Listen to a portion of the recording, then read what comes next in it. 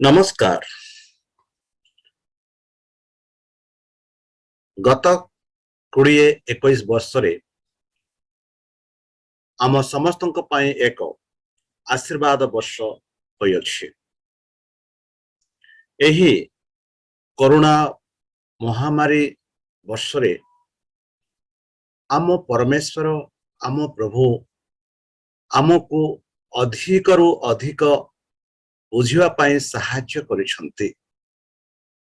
जेतेबेले सारा पृथ्वी सारा संसार शोषरे ओ भोकिलारे ईश्वर वाक्य को चाहूला सेतेबेले आम परमेश्वर आम समस्तक पई ताहांको अधिकरु अधिक जानिबा पाई एवं बुझिबा पाई यूट्यूब माध्यम द्वारा आमानंको जीवन रे ताहांको इच्छा बुझिबा आउ एक उपाय खोलिले। बंधु ओडिया सब स्कूल पाठ जहा आमे 20-21 वर्षरे अध्ययन करिथिलु एही यूट्यूब माध्यम द्वारा आउ अनेक एही अध्ययन द्वारा आशीर्वाद प्राप्त होइछन्ति। प्रति सप्ताह आम जो विभिन्न भाषा रे ओडिया सब स्कूल द्वारा जहाँकि संबलपुरी भाषा रे सादरी भाषा रे अरम भाषा रे सांताली भाषा रे मुंडारी भाषा रे आउ देशिया भाषा रे आम अनेक ओडिया भाई भौनी माने सब स्कूल पाठ द्वारा आशीर्वाद प्राप्त होइछन्ति। भाई भौनी पिता माता बंधु बांधव और अन्यान्य लोक माने मध्य एही ओडिया सब स्कूल पाठ माध्यम द्वारा आशीर्वाद प्राप्त होइछन्ति। आ मु आशा करे जे आपण एही जो आशीर्वाद प्राप्त होई अछन्ति सेही आशीर्वाद अन्य मानक ठारू बा अन्य मानकु बाटंतु। जेहेतु आम्भर तुमर सेही स्वर्गस्थ पिता जे कि शीघ्र आसु अछन्ति, आम्भर तुमर सेही त्राणकर्ता जे कि शीघ्र आछन्ति, जो आशीर्वाद आमे प्राप्त होई अछु सेही आशीर्वाद से माने मध्य प्राप्त होंतु। मोर एही आशा जे आपण माने एही वार्ता आपणक बंधु संपर्कीय आउ जो मानन को आपण माने जोगाजोग करंती जो मानन को आपण माने साक्षात करंती से मानक ठारे एही आशीर्वाद बंटन करंतु जेपरि से माने भी आशीर्वाद प्राप्त होई परिबे। बंधु एही नूतन वर्षरे नूतन शुभेच्छा जनाई आरंभ करुछु आम ओडिया सब स्कूल पाठ। एही नूतन वर्षरे सेही सदाप्रभु परमेश्वर खुशी एवं समृद्ध नूतन वर्षर शुभेच्छा जनाऊछि। बंधु एही वर्ष आपणकर समस्त इच्छा सेही परमेश्वर पूर्ण करंतु एवं आपणको शांति सुरक्षा उत्तम स्वास्थ्य सुख आनंद एवं आनंद जीवन रे समस्त सहित प्रदान करंतु। बंधु गत 3 मास आमे ध्यान करिथिलो द्वितीय विवरण पुस्तक जहा मो संग द्वारा लिखित होइथिला। द्वितीय विवरण पुस्तक होछि एक नियम पुस्तक। जेबे इस्राएल प्रजा माने मिस्र देशरु कैनान देश को प्रवेश हेबा पूर्वे ସେମାନେ ସେହି କେନାନ ଦେଶର ସୀମାରେ ପହଞ୍ଚିଥିଲେ। ମୋଶା ଈଶ୍ୱରଙ୍କ ଦାସ ସେମାନଙ୍କୁ ସେହି କେନାନ ଦେଶ ପ୍ରବେଶ ହେବା ପୂର୍ବେ ଈଶ୍ୱରଙ୍କୁ ଭୟ କରିବା ନିମନ୍ତେ, ଈଶ୍ୱରଙ୍କ ଆଜ୍ଞା ମାନିବା ନିମନ୍ତେ, ଈଶ୍ୱରଙ୍କ କାର୍ଯ୍ୟ କରିବା ନିମନ୍ତେ, ଈଶ୍ୱରଙ୍କ ଇଚ୍ଛା ପୂରଣ କରିବା ନିମନ୍ତେ ସେମାନଙ୍କୁ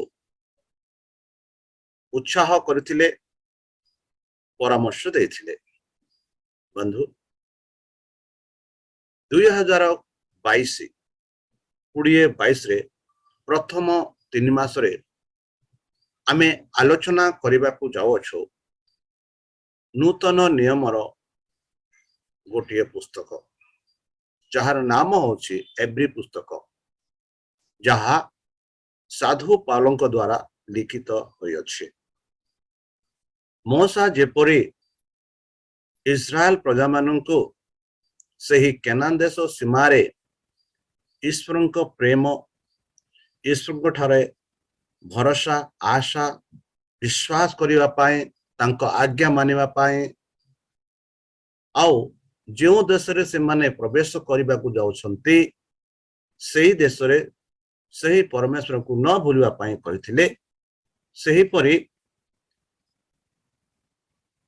ସାଧୁ ପାଉଲ ଆମମାନଙ୍କୁ ଏହି 3 ମାସରେ ଆମମାନଙ୍କୁ ଶିକ୍ଷା ଦଉଛନ୍ତି ଏବ୍ରି ପୁସ୍ତକ ମାଧ୍ୟମ ଦ୍ୱାରା। ତାହେଲେ ପ୍ରିୟ ବନ୍ଧୁ, ଚାଲନ୍ତୁ ଏହା ଆରମ୍ଭ କରିବା ପୂର୍ବେ ଆମେ ଏକ ଛୋଟ ପ୍ରାର୍ଥନା କରିବା। ହେ ଆମ୍ଭମାନଙ୍କ ସର୍ବଶକ୍ତି ସର୍ବଜ୍ଞାନୀ, ପ୍ରେମର ସାଗର, ଦୟାମୟ, ଅନ୍ତର୍ଜମୀ, ଅନୁଗ୍ରହ ପରମ ପିତା, ଧନ୍ୟବାଦ ଅର୍ପଣ କରୁଛୁ ପ୍ରଭୁ ବର୍ତ୍ତମାନ ଯେଉଁ ସମୟ ଆମମାନଙ୍କୁ ପ୍ରଦାନ କରିଅଛ।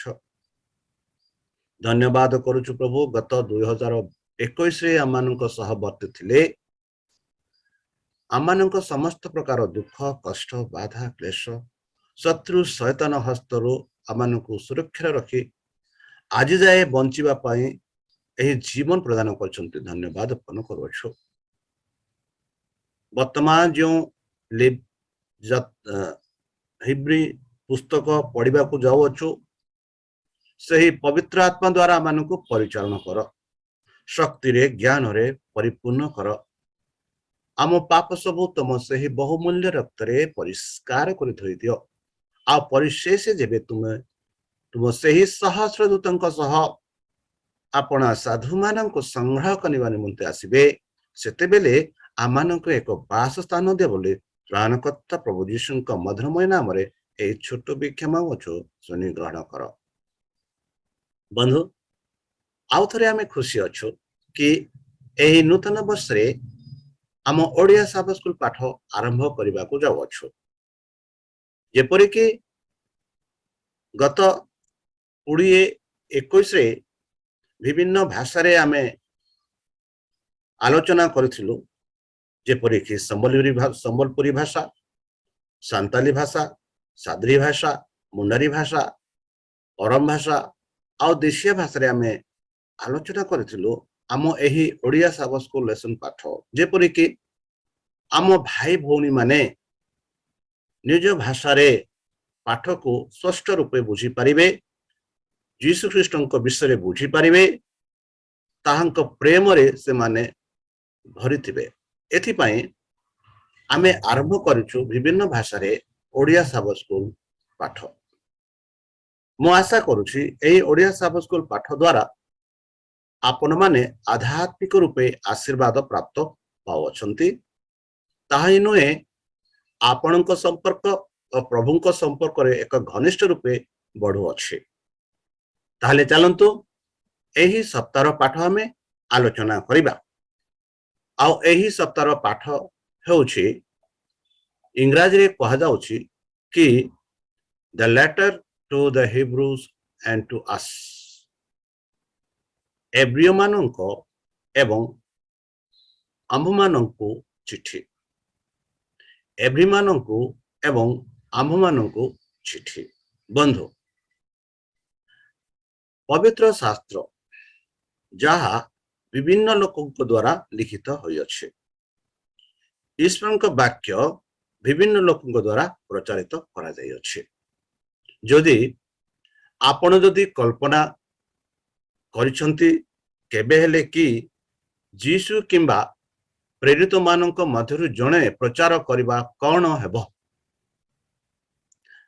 आमर केतेक उपदेश रे लिखित उद्रंश एवं सारांश अछि, किंतु सेगुडी को सुनिवा परि कौन एक सीमित धारणा प्रदान करे। बंधु, ईश्वर तथापि आम पाई अति कम रे गोटिए संपूर्ण उपदेश शास्त्र रे संरक्षित करिसंती, जहा आमे एब्री रे पाउछु। एब्री लेखक जेपरि मु आपण माननको एहा पूर्वरे कहि अछि, एब्री लेखक होचंती साधु पाउल। से निज कार्य को उत्साहत वाक्य रे लिखिसंती। जेपरि एब्री 13:22 आपण पढ़िबे, सेठी आमे पाउछु एही शब्द बा वाक्य उत्साह। एही अभिव्यक्ति उभय सचिला लयरे उपदेशर चिन्हिबा पाए यहाको व्यवहार होइथाए। परंतु प्रेरित 13:15 ताहा ही नुह, यह मध्य ख्रिस्टियन उपासना पाए व्यवहार करा जाय अछि। तेनु बंधु, यह जुक्ति करा जायछि जे एब्री हेउछि आमर सर्वप्रथम संपूर्ण ख्रिस्टियन उपदेश। बंधु, सर्वप्रथम संपूर्ण ख्रिस्टियन उपदेश विश्व विश्वासी संबोधित करा जायथिला, जो माने यीशु को ग्रहण करथिले, किंतु यीशु को ग्रहण कला परे से माने असुविधारे सम्मुखीन होथिले। कहा जायछि केतेक सर्वसाधारण रे लज्जित और निर्याजित होइथिले। ताही नुहे, केतेक लोक आर्थिक समस्या रे सम्मुखीन होइथिले। ताही नुह, अनेक थकी जाइथिले, आउ एई थकारे सेमानक विश्वास उपरे एक प्रश्न उठिथिला। आउ जेपरि आज आमे देखुछु, जदि आकु आम जीवन रे देखिबा, आज मद से ही परि घटु अछि। बंधु, साधु पाउल उत्साह करी उपदेश रे से लेखंती एक विस्तार भावरे आमको जीशुंको ठारे किपरि आमर विश्वास आउ आम विश्वास किपरि से स्वर्ग आड़को हेबो ताहा विषय से आमानकु कहंती। जेपरि आम दृष्टि से स्वर्ग आड़को देखिबो रखिबो, जेपरि आम दृष्टि जीशुंको उपरे रहिबो, ताहा विषय साधु पाउल आमानकु कहु अछंती। ताने चलंतु देखिबा एही विश्वास को आमे किपरि आरंभ करिबा। से कहंती कि एही विश्वास को एक गौरवमय रे आमे आरंभ करिबा को पड़िबो। जेपरि एही उपदेश को बुझिबा एवं एहार वार्ता निज पाई प्रयोग करिबा पाई जेते बेले बंधु से माने प्रेरितंक ठारो पत्र ग्रहण कले, सेते बेले आम मंडलीर इतिहास एवं सेमानक स्थिति को बुझिबा पाई आवश्यक। ता बुझे पाई आमर आवश्यक कि सेई समय मंडली केमिति थिला, वर्तमान मंडली केमिति अछि, ताहा बुझिबार आवश्यक। एब्री 2:3-4 रे जेते बेले से माने प्रथम रूपांतरित हेले, एब्री दर्शक माने कि प्रकार अनुभव करथिले, साधु पाउल आमानंकु एब्री 2:3 रे यार उत्तर देउछंती। से कहंती एही प्रतिक्रिया रे जे एब्री दर्शक मानंक जीसु निजे प्रचार करुथिबा से माने केबे हेले सुनि नाहंती। ଏହା ପରିବର୍ତ୍ତେ ସେମାନେ ଅନ୍ୟମାନଙ୍କ ଠାରୁ ସେହି ସୁସମାଚାର ଗ୍ରହଣ କରିଥିଲେ, ଯେଉଁମାନେ ସେମାନଙ୍କୁ ପରିତ୍ରାଣ ବିଷୟରେ ଘୋଷଣା କରିଥିଲେ। ପାଉଲ ଏହା ମଧ୍ୟ କହିଛନ୍ତି ଯେ ସୁସମାଚାର ପ୍ରଚାରକ ମାନେ ସେମାନଙ୍କୁ ନିକଟକୁ ବାର୍ତ୍ତା ନିଶ୍ଚିତ କରିଛନ୍ତି ଏବଂ ଈଶ୍ୱର ନିଜେ ଉଭୟ ଚିହ୍ନ ଓ ଆଶ୍ଚର୍ଯ୍ୟ ସାକ୍ଷୀ ଜନ୍ମ କରିଛନ୍ତି। ଏହାର ଅର୍ଥ ବନ୍ଧୁ, ଈଶ୍ୱରଙ୍କ ଚିହ୍ନ ଏବଂ ଅନ୍ୟାନ୍ୟ ଶକ୍ତିଶାଳୀ କାର୍ଯ୍ୟ ଦ୍ୱାରା ସୁସମାଚାର ପରୀକ୍ଷାମୂଳକ ନିଶ୍ଚିତତା ପ୍ରଦାନ କରିଥିଲା। ସେମାନଙ୍କ ମଧ୍ୟରେ ପବିତ୍ର ଆତ୍ମାଙ୍କ ଉପହାର ବଣ୍ଟନ ହେଲା, ମାନେ ପବିତ୍ର ଆତ୍ମା ସେମାନଙ୍କ ଠାକୁ ଆସିଲା। ଯେପରି ନୂତନ ନିୟମ ସମ୍ବନ୍ଧୀୟରେ ଚମତ୍କାର ଆରୋଗ୍ୟ କାର୍ଯ୍ୟ, ବହିଷ୍କାର କାର୍ଯ୍ୟ ଏବଂ ଆଧ୍ୟାତ୍ମିକ ଉପହାର ପ୍ରତି ପ୍ରକାଶ ଆମେ ପାଉଛୁ। ତାହିଁ ନୁହେଁ, ଖ୍ରୀଷ୍ଟିଆନ ଚର୍ଚ୍ଚର ଆରମ୍ଭରେ ଯଦି ଆମେ ଦେଖିବା, ଜେରୁସାଲେମରେ ପ୍ରେରିତମାନଙ୍କ ପରେ ତାଙ୍କ ଆତ୍ମା ଢାଳିଲେ, ଯାହା ଆମେ କହୁଛୁ ପେଣ୍ଟିକୋଷ୍ଟ ଡେ, ଯାହା ଦ୍ୱାରା ସେମାନେ ପୂର୍ବରୁ ଅଜ୍ଞାତ ଭାଷାରେ ସେହି ସଦାପ୍ରଭୁ ପରମେଶ୍ୱରଙ୍କ ସୁସମାଚାର ପ୍ରଚାର କରିବାକୁ ସମର୍ଥ ହୋଇଥିଲେ। ଏବଂ ତାହିଁ ନୁହେଁ, ସେମାନେ ଚମତ୍କାର କାର୍ଯ୍ୟ କରିଥିଲେ, ଚମତ୍କାର କାର୍ଯ୍ୟ କରିବା ପାଇଁ ସକ୍ଷମ ହୋଇଥିଲେ। ଉଦାହରଣ ସ୍ୱରୂପ ଫିଲିପ୍ସ, ପାଉଲ, ବାର୍ନାବାସ ଆଉ ପିତର ଆମେ ଦେଖୁଅଛୁ। ଏମାନଙ୍କ ଦ୍ୱାରା ଆମେ ଜାଣୁଛୁ କି ସେହି ପବିତ୍ର ଆତ୍ମା ସାହାଯ୍ୟ ଦ୍ୱାରା ସେମାନେ ଚମତ୍କାର କାର୍ଯ୍ୟ କରିବାକୁ ସକ୍ଷମ ଥିଲେ। ଯେପରି ସାଧୁ ପାଉଲ ଏସିଆ ମାଇନର ୟୁରୋପରେ ତାଙ୍କ ସମସ୍ତ ସେବାର କାର୍ଯ୍ୟ ଆମେ ଦେଖୁଅଛୁ। କିପରି ପାଉଲ ଏସିଆ ମାଇନରେ ତାଙ୍କ କାର୍ଯ୍ୟ କରିଥିଲେ, କିପରି ଉତ୍ସାହ କରିଥିଲେ, ସେହି ବିଷୟରେ ଆମେ ଭାବୁଅଛୁ। ବନ୍ଧୁ, ଆତ୍ମା ପ୍ରାଥମିକ ଖ୍ରୀଷ୍ଟିଆନ ବିଶ୍ୱାସୀଙ୍କ ବିଶ୍ୱାସ କଲେ ଯେ ସେମାନଙ୍କର ପାପ କ୍ଷମା କରାଯାଇଅଛି।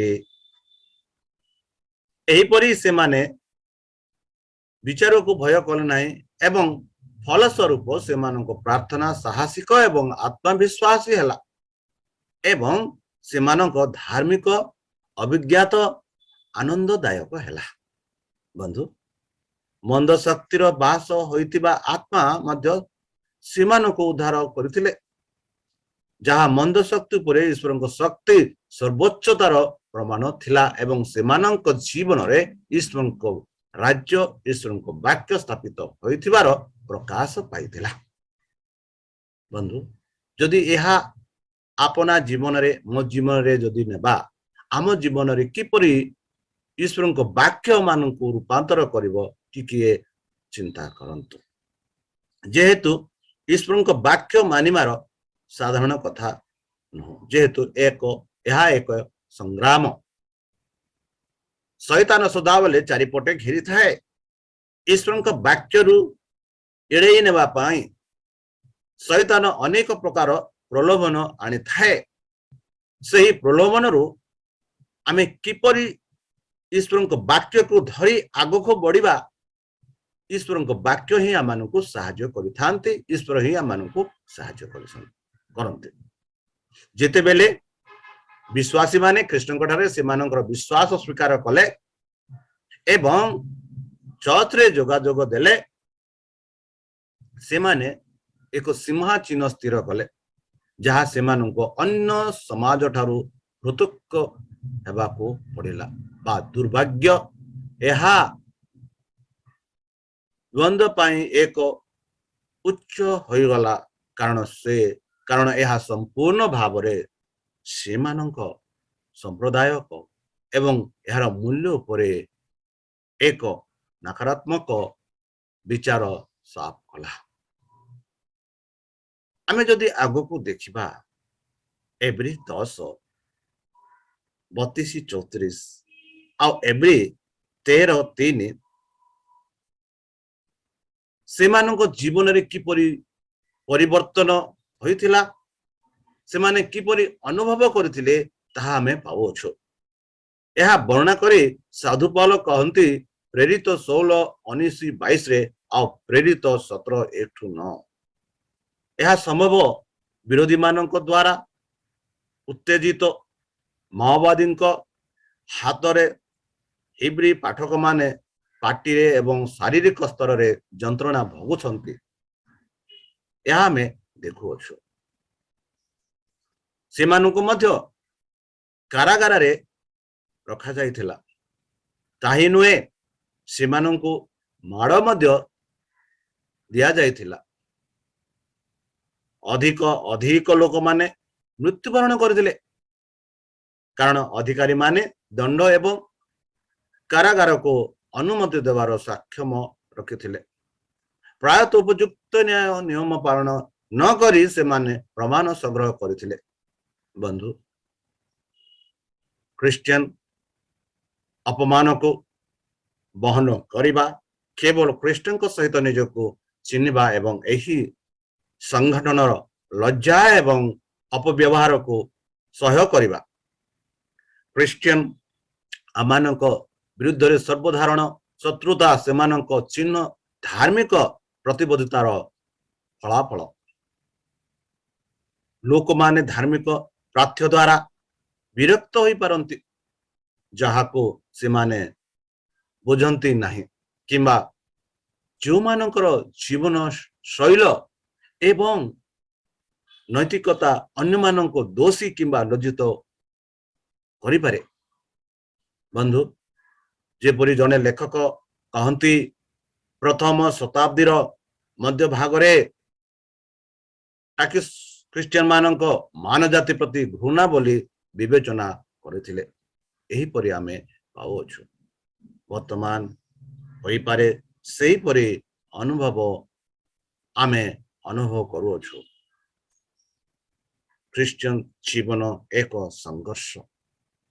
ସେହି ସଂଘର୍ଷରେ ଯଦି ଆମେ ଯୀଶୁ ଖ୍ରୀଷ୍ଟଙ୍କୁ ଧରି ରଖିଥିବା ପରମେଶ୍ୱର ଆମମାନଙ୍କୁ ସାହାଯ୍ୟ କରିବେ। ତାହି ନୁହେଁ ଯାହାକି ଅସ୍ତୁତା, ପ୍ରତ୍ୟାଖ୍ୟାନ ଏବଂ ନିର୍ଯାତନା ସତ୍ତ୍ୱେ ଖ୍ରୀଷ୍ଟଙ୍କ ପ୍ରତି ସେମାନଙ୍କ ବିଶ୍ୱାସ ଏବଂ ପ୍ରତିବଦ୍ଧତାକୁ ବଜାୟ ରଖିବାରେ କଙ୍ଗାର ୟୁର ପାଠକମାନେ ସଫଳ ହୋଇଥିଲେ। ବନ୍ଧୁ, ଏହି ବିବାଦ ଦୀର୍ଘ ସମୟ ମଧ୍ୟରେ ଏକ ବଡ଼ ଧରଣର ପ୍ରଭାବ ପକାଇଥିଲା। ସେମାନେ ଏକ ଭଲ ଲଢ଼େଇ କରି ବିଜୟୀ ହୋଇଥିଲେ, କିନ୍ତୁ କ୍ଳାନ୍ତ ମଧ୍ୟରେ ହୋଇଥିଲେ।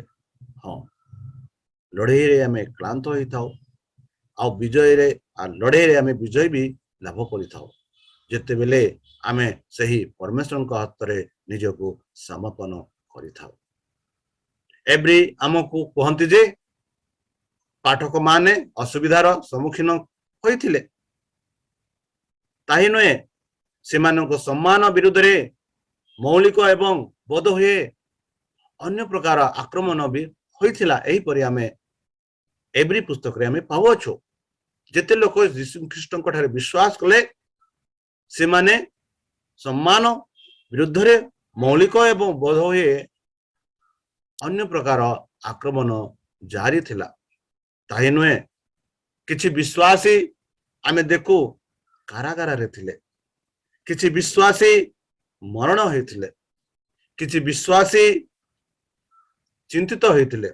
ଏପରିକି ଯାହା ହୁଏ ତ କେତେ ବିଶ୍ୱାସୀ ଆର୍ଥିକ ଭାବେ, ମାନସିକ ଭାବେ, ଶାରୀରିକ ଭାବେ ଯନ୍ତ୍ରଣା ଭୋଗୁଥିଲେ। ସେମାନେ ଥକି ଯାଇଥିଲେ। ଏବଂ ଯେପରି ଆମେ ପାଉଅଛୁ ଏବ୍ରୀ 12:12ରେ ଏହି ସବୁ ଘଟଣା ଦ୍ୱାରା ଏହା ସହଜ ହୋଇଥାଏ କି ଈଶ୍ୱରଙ୍କ ଠାରୁ ଦୂରେ ହେବା ପାଇଁ। ଈଶ୍ୱରଙ୍କ ଠାରେ ଯେଉଁ ହୃଦୟ ଅଛି ସେ ହୃଦୟକୁ ହରାଇବା ପାଇଁ। ମାତ୍ର ସାଧୁ ପାଉଲ ଆମମାନଙ୍କୁ ସେମାନଙ୍କୁ ଉତ୍ସାହ କରି କହନ୍ତି କି ପରମେଶ୍ୱର ଯିଏକି ଆମମାନଙ୍କ ପାଇଁ କ୍ରୁଶରେ ଜୀବନ ଦାନ ଦେଲେ, ସେହି ଯୀଶୁ ଖ୍ରୀଷ୍ଟ ଆମମାନଙ୍କୁ ଶକ୍ତି ପ୍ରଦାନ କରିବେ, ଯେପରିକି ଆମେ ସେହି ବାକ୍ୟକୁ ମନେ ରଖି ଆଗକୁ ଚାଲିପାରିବା।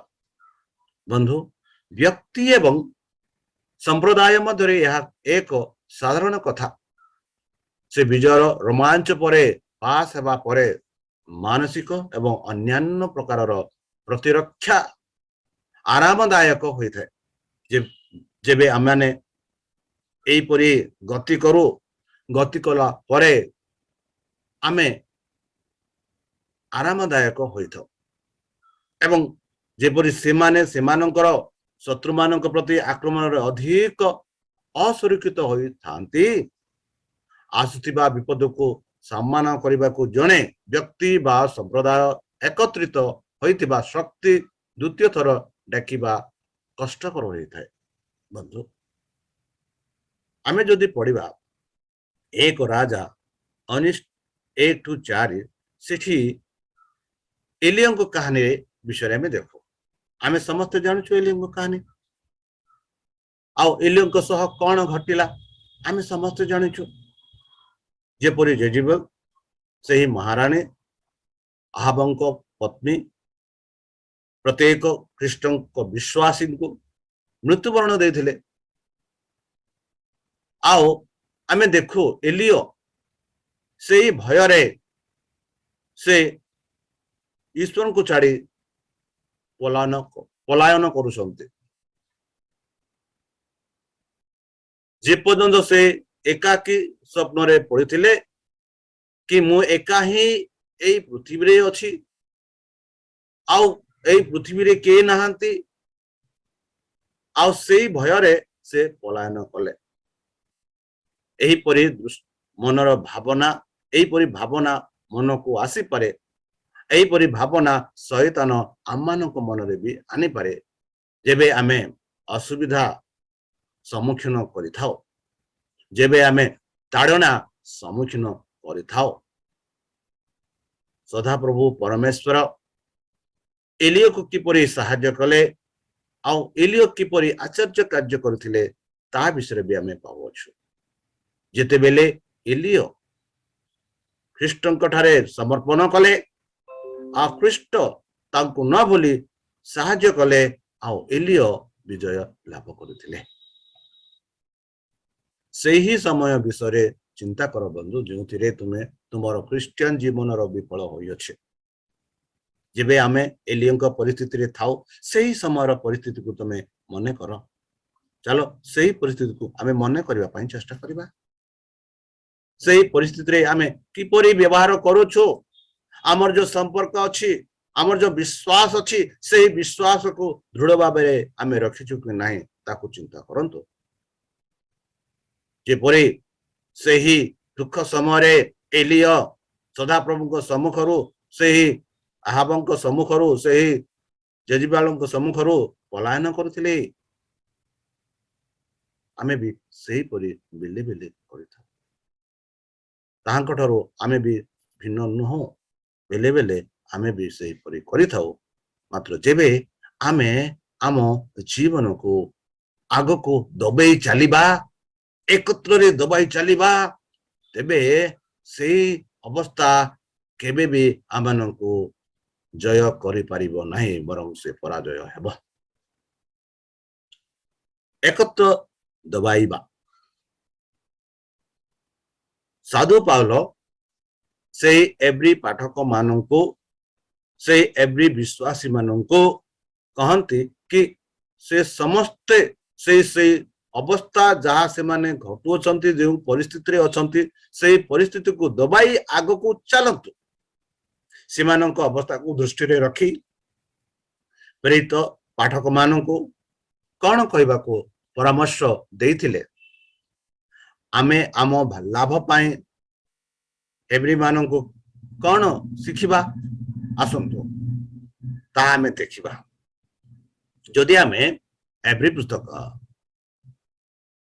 क्षमा करंतु राजा प्रथम राजा 19:5-18 जदि पढ़िबा सेठी आमे परमेश्वर को सेवक एलियन को विश्वास को पुनर्स्थापना करबा पाए ईश्वर कौन करथिले ताहा आमे देखुछु जदि आमे पढ़िबा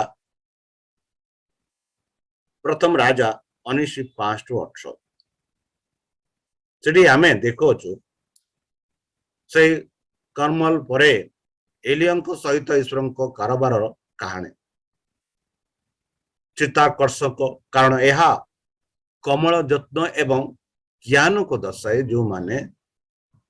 जो मानक सहित ईश्वर दुखरे अछंती एवं जो माने विश्वास पेरी पाइबा पाई संघर्ष करुछंती ईश्वर जेपरी एलियंको पाई अनेक कार्य करथिले परमेश्वर सेमानक पाई अनेक कार्य करिवे। प्रथमे से तांकर शारीरिक आवश्यकता पाई जत्नवान देवे जेपरी एलियंको शारीरिक जत्नवान परमेश्वर नहीं परमेश्वर सेमानकु मध्य शारीरिक आवश्यकता पूर्ण करिवे जहा खाद्य जगाइले एवं तांको विश्राम देले तापरे गुंफारे से दया करी तांको तागिद कले एलियो तुमे एठारे कौन करुछ बोली परमेश्वर तांको प्रश्न पछारिथिले एवं से किपरि कार्य करंती एवं तांकर उद्देश्य पूर्ण करंती से विषय एक गभीर बुझिबारे साहाय्य कले परमेश्वर आमाननको भी सेही परि साहाय्य करिवे। ईश्वर पवन रे भूकंप किंबा नियारे नथिले किंतु एक छोट स्वर रे तापरे ईश्वर एलियंकु एक कार्य करबाकू देले एवं तांको आश्वासना देले। बंधु केड़े सुंदर भावरे सदा प्रभु परमेश्वर से एलिय को बुझे कहिले सही परि परमेश्वर आमानक जीवन रे भी कार्य करंती एक छोट स्वर द्वारा ताहांको इच्छा हम जीवन रे किपरि पूर्ण हेबो ताहा आमानकु से कहते जेपरि ताहांको कार्य को हम आगो को दोबे चलिबा। समग्र हिब्रू रे आमे अनेक निर्देश पाई परिबा जहा प्रेरित पाठक मानक से मूल शक्ति एवं विश्वास को पुनरुद्धार करिबारे साहाय्य करिथाय। बंधु पावल गुरुत्व देइथिबा गोटे दिग होछि सेमानक साथी विश्वासी शारीरिक आवश्यकतार जत्न नेबा एक एही परि से परामर्श देउछंती जे सेमानक अतित्व अभ्यास करिबा उचित एवं जेते लोक कारागार रे अछंती सेमाननको देखभाल सेमाननको जत्न नेबार उचित बोली साधु पावल सेमाननको उत्साहित करूछंती जहा सेमानकर आवश्यकता जोगाई थाए। ईश्वर सेमाननको परित्याग करिवे नहीं बोली मन रखी पाठक उद्धार हेबाको पाठक माननको उत्साहित करछंती। बंधु ईश्वर केबे हेले आमाननको छाड़ती ना जेपरी साधु पाल ताहांक पाठक माननको कहउछंती परंतु एवरी 13:1-6 ताही नुहे पावल मध्य से माननको भर्जना कले एवं उत्साहित कले से कहले धीरे धीरे दूरे जांतु नहीं बोली से माननको चेतावनी दियंती बेले बेले आमे धीरे धीरे होई आमे दूर ही जाइतो मात्र से चेतावनी देले एपरि धीरे धीरे तमे दूरे हुंतु नहीं बरं सही विश्वास को धरी दबाई धरी तमे आगो को चलो एवं अविश्वास एक मंद हृदय न हो बोली से माने कले केबेले अविश्वास करो ना एब्री 3:12 आउ से माननको विश्वास विषय बुझिवा पाई साधु पाल उत्साहित कले परंतु एब्री 5:11-6-3 बंधु चर्च सभा गुड़ी करे निरंतर उपसपना गुरुत्व विषय से मध्य अपना मतव्य देइथंते एबे 10:25 में यह पावछु संक्षेप से परामर्श देइछंती जे से माने एकत्र दबांतु परस्पर उत्साहित करंतु एवं प्रेम एवं उत्तम कार्य को उत्साहित करंतु। एही परि साधु पाल से एवरी पाठक को माननको कहउछंती आउ सेही ପରାମର୍ଶ ଆମମାନଙ୍କୁ ବି ଆସୁଅଛି କି ଆମମାନେ ମଧ୍ୟ ଉତ୍ତମ କାର୍ଯ୍ୟକୁ ଉତ୍ସାହିତ କରୁ, ଆମମାନେ ମଧ୍ୟ ପରସ୍ପର ସହ ଉତ୍ସାହିତ କରୁ, ଏକତ୍ର ହଉ ଆଉ ସେହି ପରାମର୍ଶ ମନେ ରଖି ଆଗକୁ ବଢୁ। ବନ୍ଧୁ, ଏହି ଶେଷ ଦିନ ଗୁଡ଼ିକରେ ଏପରି ଆମେ କିପରି ବ୍ୟବହାର କରିପାରିବା ଏଇଗୁଡ଼ିକ, ବିଶେଷ କରି ସମୟ ବିଷୟରେ ପାଉଲ ଏଠାରେ କେଉଁ ବିଷୟ ଉପରେ ଗୁରୁତ୍ୱ ଦେଇଛନ୍ତି ପଢ଼ନ୍ତୁ। ଏଭ୍ରି 1-2, ଏଭ୍ରି 9, 26-28, ଏଭ୍ରି 10-25, 36-38 ଆଉ ଏଭ୍ରି 12-25-28। ଚାଲନ୍ତୁ ଏଠି ସାଧୁ ପାଉଲ ଆମମାନଙ୍କୁ କଣ କହୁଅଛନ୍ତି ଆମେ ସେଠିରେ ଦେଖୁଛୁ। ଏକ ଗୁରୁତ୍ୱପୂର୍ଣ୍ଣ ଉପାଦାନ ପ୍ରେରିତ ଗୁରୁତ୍ୱ ରୂପ କରିଛନ୍ତି ଯାହା ତାଙ୍କ ପରାମର୍ଶରେ ତତ୍ପରତା ଯୋଡ଼ିଥାଏ। ଶେଷ ଦିନରେ ଜୀବନ ଅତିବାହିତ କରୁଅଛି, ସେଇ ଅତିବାହିତରେ ଆମେ କିପରି ଚାଲିବା ଯଦି ଆମେ ପଢିବା ଏଭ୍ରି 1-2 ଆମେ ପାଉଛୁ ଏବଂ ତାହାଙ୍କ ପ୍ରତିଜ୍ଞା କିପରି ପୂରଣ ହେବାକୁ ଯାଉଛି ତାହା ବିଷୟରେ ଆମେ ଜାଣିବା। ହୋଇପାରେ ଏହା ଏକ କୌତୂହଳ ପଦ, ଯେପରି ଆମେ ଦେଖିବା ଦଳିରେ ପାଉଲ ତାଙ୍କ ଶ୍ରୋତାମାନଙ୍କୁ ମରୁଭୂମି ପିଢ଼ି ସହିତ ତୁଳନା କରନ୍ତି, ଯାହା କିନାନ ସୀମା ପୂର୍ବରୁ ଠିଆ ହୋଇଥିବା ଲୋକମାନଙ୍କୁ ଯେପରି ମୋଶା କହିଥିଲେ ସେହିପରି ବର୍ତ୍ତମାନ ପାଉଲ ମାନଙ୍କୁ କହୁଅଛନ୍ତି। ଯେପରି ମୋଶା ସେହି ସୀମାରେ ଥିଲା ବେଳେ ସେହି ଇସ୍ରାଏଲ ପ୍ରଜା ମାନଙ୍କୁ କିପରି କହିଥିଲେ, ସେହିପରି ଏହି ଶେଷ ସମୟରେ ଅଳ୍ପ ସମୟ ପାଇଁ ଯାହା ଆମେ ଏହି ପୃଥିବୀରେ ବାସ କରୁଅଛୁ, ଆମେ କିପରି କରିବା, କିପରି ରହିବା, କିପରି ଦବେଇ ଚାଲିବା, କିପରି ଆମର ବିଶ୍ୱାସ, କିପରି ଆମର ବିଶ୍ୱାସ ତାଙ୍କଠାରେ ରହିବ, ସେହି ବିଷୟରେ ଆମମାନଙ୍କୁ ସେ କହୁଅଛନ୍ତି।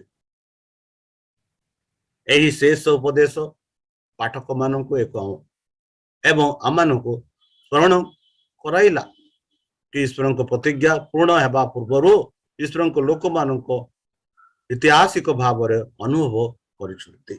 ବନ୍ଧୁ, ଯଦି ଆମେ ଗଣନା ପୁସ୍ତକ, ରାଜା ପୁସ୍ତକ ପଢିବା, ସେଠି ଆମେ ପାଉଛୁ ବାଇବଲରେ ଏକ ରେକର୍ଡରେ କୁହାଯାଇଛି ଯେ ପ୍ରତିଜ୍ଞା କରାଯାଇଥିବା ଦେଶରେ ପ୍ରବେଶ କରିବା ପୂର୍ବରୁ 2 ଥର ଇସ୍ରାଏଲ ଗୁରୁତ୍ୱପୂର୍ଣ୍ଣ ପରାଜୟ ସମ୍ମୁଖୀନ ହୋଇଥିଲେ। ପ୍ରଥମ ଥର ସେମାନେ ପରାଜୟ ହୋଇଥିଲେ ତାହା ଆମେ ପାଉଅଛୁ ଗଣନା ପୁସ୍ତକ 13 ଏବଂ 14ରେ। ସେଠି ଆମେ ଏକ ରେକର୍ଡ ହୋଇଥିବା ସନ୍ଦେହ ବିଷୟରେ ଆମକୁ ଦେଖାଉଅଛି ଆଉ ଅନେକ ନେତା ମଣ୍ଡଳୀ ମାଧ୍ୟମରେ ବିସ୍ତାର କରିଥିଲେ ଏବଂ ଇସ୍ରାଏଲ ବିଶ୍ୱାସ ବିଫଳ ହୋଇଥିଲା ତାହା ଆମେ ପାଉଛୁ।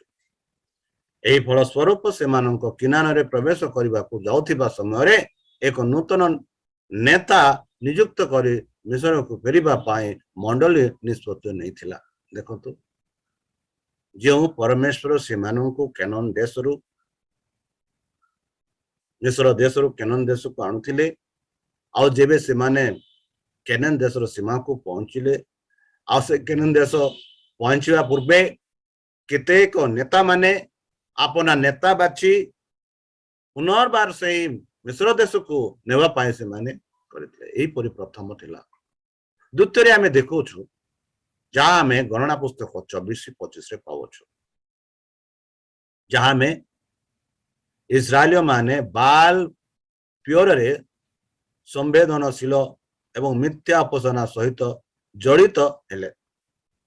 ଯେତେବେଳେ ବିଲିୟମ ଇସ୍ରାଏଲ ମାନଙ୍କ ଉପରେ ଅଭିଶାପ ଆଣିବାକୁ ସକ୍ଷମ ନଥିଲେ, ଶୟତାନ ଯୌନ ପ୍ରଲୋଭନ ଦେଖାଇ ଇସ୍ରାଏଲ ମାନଙ୍କୁ ମିଥ୍ୟା ଉପାସନା ଓ ପାପରେ ଆଗେଇ ନେବା ପାଇଁ ଏକ ସେମାନଙ୍କ ଉପରେ ईश्वर असंतोष आनी बंधु उभय विपद विरुद्ध रे साधु पाउल आमानंको चेतावनी दौछंती प्रथमे सेमानंको विश्वास रो स्वीकार कृत भाव रे देखंतु विश्वास सेमानंको विश्वास रो स्वीकार को दृढ़ भाव रे रखिबाकू एवं जीशुंको उपरे दृष्टि रखिबाकू सेमानंको अनुरोध करूछंते प्रथम होचंती बंधु प्रथम होची सेमानंको आमानंको विश्वास रे स्वीकार को दृढ़ भाव रे रखिबाकू हेबो एक दुई जीशुंको उपरे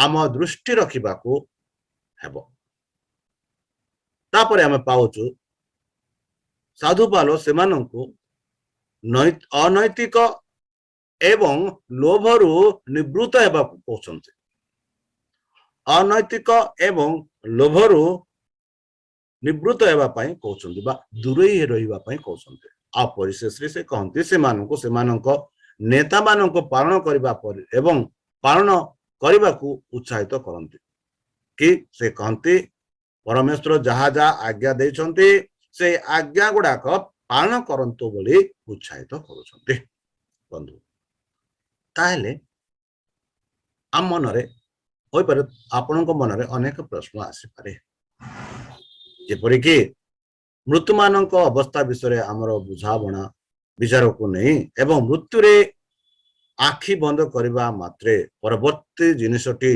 होछि द्वितीय आसीबा आमे काहे कि कहि परिबा जे समस्त लोक शेष दिन रे बंचंती यह एक प्रश्न आपण टिके चिंता करी भावंतु कि आमे काहे कि कहि परिबा जे समस्त लोक शेष दिन रे बंची अछंती जेते लोक ताहांकठारे विश्वास करंती जहा हमें देखिलु से माने निश्चित भाव रे बंची रहिबे ताले प्रिय बंधु प्राथमिक ख्रीष्टियान माने काहे कि निर्यातना भोगुथिले देवता मानक प्रति विश्वासता बलिदान एवं अन्य परिप्रेक्ष्य रे पूजा पाठ रे प्रकाश करा जाई राज्य कर्तृपक्ष बंधु एवं परिवार प्रति विश्वासर प्रति भाव रे देखा जाउथिला एही कारण से माने विफल होइथिले देवता मानक उपासना होछि संपर्क प्रति उत्सुक कृकुत हेबा पई एक प्रतीक साहिक समाज को स्थिर एवं समृद्ध रखिथिला बंधु एथि कारण से ही ख्रीष्टियान माने पूर्व ख्रीष्टियान माने से ख्रीष्ट ठारू दूरेई हेउथिले आ से ही इस्राएल प्रजा माने प्रभु ठारे दूरेई हेथिले जेहेतु से माने मूर्ति पूजा को ध्यान देथिले ताले चलंतु जहा मोशांक द्वारा लिखित होइथिला जहा वर्तमान आमे ध्यान करूछु पालन को द्वारा लिखित ए पुस्तक रे कि आमे दृढ़ भाव रे तांक ठारे विश्वास रखिबा जेहेतु तांक आज्ञा तांक प्रतिज्ञा पूर्ण हेबो जहा कहिसंती ताहा निश्चित रूपे हेबो तांक वाक्य रे भरोसा रखी चलंतु आम जीवन को आगो को बढ़े आम जीवन को तांक हस्त रे समर्पण करी तांक मधुर नाम रे प्रार्थना उत्सर्ग करिबा हे आम्भ मानक सर्वशक्ति सर्वज्ञानी प्रेमर सागर दयामय अंत जमी अनुग्रह परम पिता धन्यवाद अर्पण करूछु प्रभु जेहेतु एवरी पुस्तक ठारू जहा जहा आमे शिखुअछु से ही विश्वास को धरी रखी दृढ़ भाव में आग को दबाई तुम से कार्य को आग को दबाई रखा मान को साहाय्य कर पवित्र आत्मा द्वारा आमान को परिचालन कर ए जो 3 मास रे जहा जहा एवरी पुस्तक रु आमे पाठ करबा को जाउछु सही सब बुझिबा पई आमान को बुद्धि रे ज्ञान रे परिपूर्ण कर आम पाप सब तुम से ही बहुमूल्य रक्त रे परिष्कार कर दियो जेपरि कि आमे एही नूतन वर्ष रे प्रवेश करि अछु एही नूतन वर्ष रे आमान को आशीर्वाद कर समस्त प्रकार दुख कष्ट बाधा रो दूरे रख शत्रु शैतान हस्त रो आमान को सुरक्षा रख विशेष भाव में वर्तमान जो कोरोना महामारी सारा पृथ्वी को घेरी रखी अच्छी से घेरारू आम को सुरक्षा रख जेपरिक आमे आम परिवार आम बंधु बांधव आम परिचय लोक आम जिते आम जानूँ समस्त को सही परित्राण विषय कही पारिबो साक्षा दे पारिबो सही परि आम को साहाय्य कर आ परिशेष जेबे तुमे तुम सही सहस्रदूतंक सह आपण साधु मान को संग्रह करने निमंते आसबे से मान को एक बासस्थान दे बोले त्राणकर्ता प्रभु यीशु मधुरमय नाम यही छोट विक्षमा अच्छे सुनिग्रहण कर आमेन। नमस्कार प्रभु आपण मान को आशीर्वाद करंतु धन्यवाद।